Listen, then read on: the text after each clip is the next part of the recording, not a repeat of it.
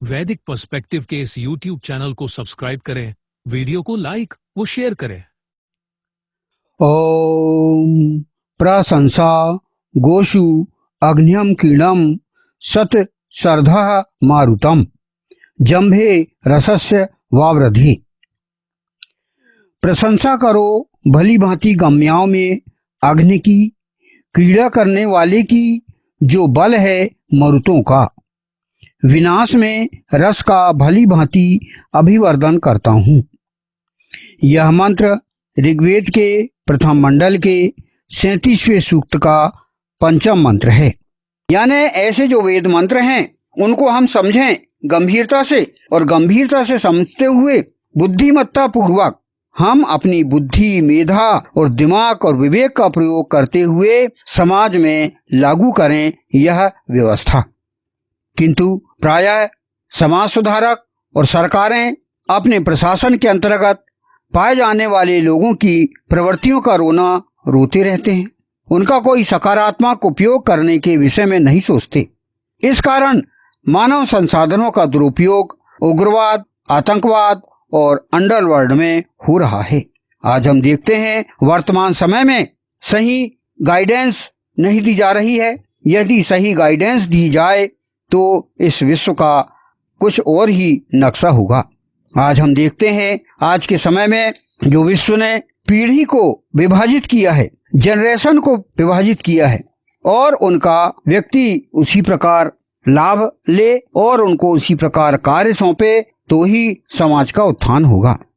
जैसे कि अभी हमने चर्चा की है कि विश्व के जनरेशन या पीढ़ियों का वर्गीकरण किया गया है, और वह आयु, गुण, चुनौतियों और तकनीकी वातावरण के आधार पर पीढ़ियों के विकास का वर्गीकरण किया गया है, जो कि हम उनके प्रोग्रेस में हम इसका उपयोग कर सकते हैं। विश्व में जो पीढ़ियों का वर्गीकरण किया गया है उनमें साइलेंट, बूमर्स, जेन एक्स, मिलेनियल्स, जेन जी, जेन अल्फा और जेन बीटा, ये पीढ़ियां, इनका विभाजन किया गया है। इन पीढ़ियों में एक रोचक तकनीकी परिवर्तन दिखाई देता है।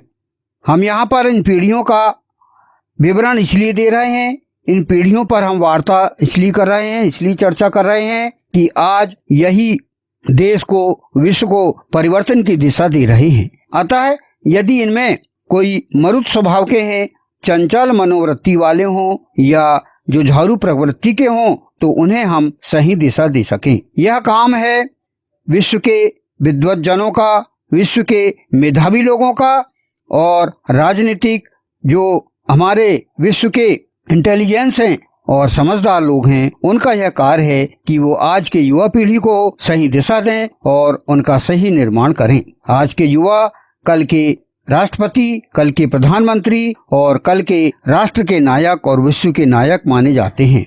अतः विश्व में इन्हें हम विशेष रूप से इन पर फोकस करके इनकी प्रगति पर हम उनका साथ दें। जैसे कि अभी हमने चर्चा की है, जनरेशन या पीढ़ी का वर्गीकरण किया गया, और इसमें इन पीढ़ियों में एक रोचक टेक्निकल परिवर्तन दिखाई देता है।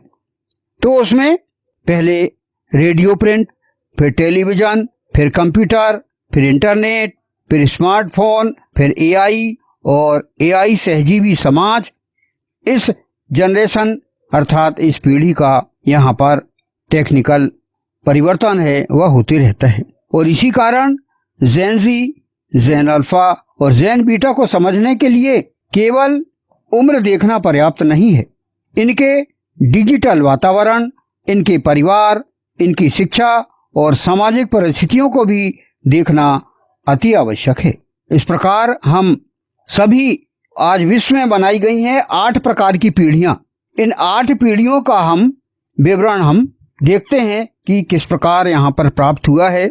सभी 8 प्रकार के जो पीढ़ियां हैं उनमें गुण, दोष, सोच, शिक्षा, परिवार, काम और व्यवहार की तुलना के रूप में हम इनका अध्ययन कर सकते हैं, और उनके अध्ययन के लिए हम ऐसी जानकारी या ऐसी तुलनात्मक तालिका प्रस्तुतिकरण कर सकते हैं जिससे कि हमें और हमारे बच्चों को, छोटे से छोटे स्तर के व्यक्ति को इसकी जानकारी मिल सके।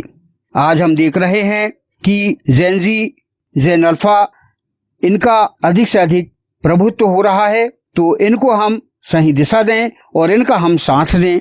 जैसे कि ये सभी पीढ़ियों का तुलनात्मक हम तालिका देने की बात कर रहे हैं, उसमें हम यह देखें सामान्य रूप से जन्म वर्ष, फिर उनके प्रमुख गुण, उनकी संभावित चुनौतियां और उनके तकनीकी वातावरण अर्थात टेक्निकल एनवायरनमेंट, वे क्या उपयोग करते हैं, इस पर हम चर्चा करेंगे।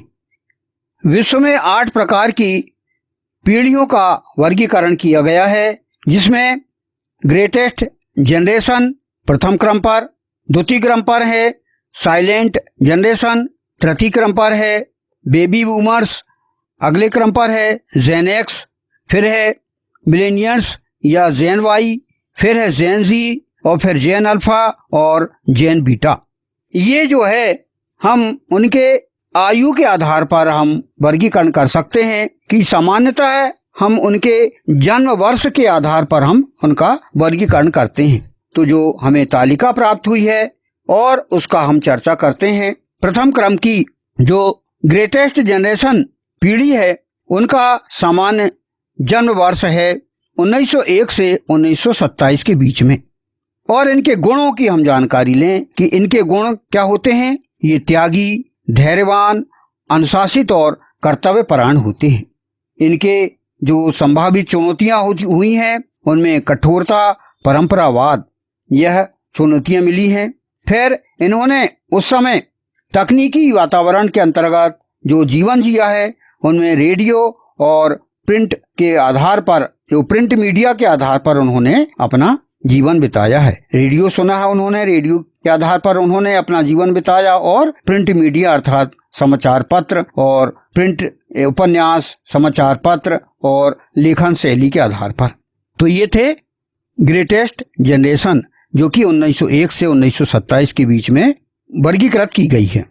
फिर है साइलेंट जनरेशन, जो 1928 से 1945 के बीच मानी गई है। इनके प्रमुख गुण कौन कौन से हैं? इनमें संयम, स्थिरता, निष्ठा और बचत की भावना पाई जाती है। इनके समय चुनौतियां बहुत सी आई। इनमें परिवर्तन स्वीकार करने में थोड़ा धीमापन था। फिर उस समय भी इनके जो टेक्निकल एनवायरनमेंट था, तकनीकी, उस समय क्या चलता था? रेडियो और टीवी। 1928 से 1945 के बीच में रेडियो और टीवी का टेक्निकल एनवायरनमेंट उस समय था। तीसरे क्रम का है बेबी बूमर्स, ऐसे जो 1946 से 1964 के बीच जन्मे हैं, जिनका जन्म 1940 से 1964 के बीच पैदा हुए हैं। उनमें प्रमुख गुण पाए जाते हैं महत्वाकांक्षा, मेहनत, नेतृत्व और संस्थागत निष्ठा। ये गुण उनमें पाए जाते हैं।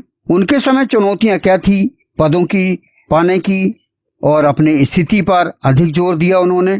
साथ ही साथ उस समय उन्होंने टेक्निकल क्या एनवायरनमेंट था, वह था टीवी और टेलीफोन। चौथे क्रम पर है जेन एक्स, जो 1965 से 1980 के बीच जन्मे हैं। उनके प्रमुख गुण हैं, उनके अंदर स्वतंत्रता, व्यवहारिकता और अनुकूलन पाया जाता है। साथ ही साथ उनके जीवन में विभिन्न प्रकार की चुनौतियां भी सामने रही हैं।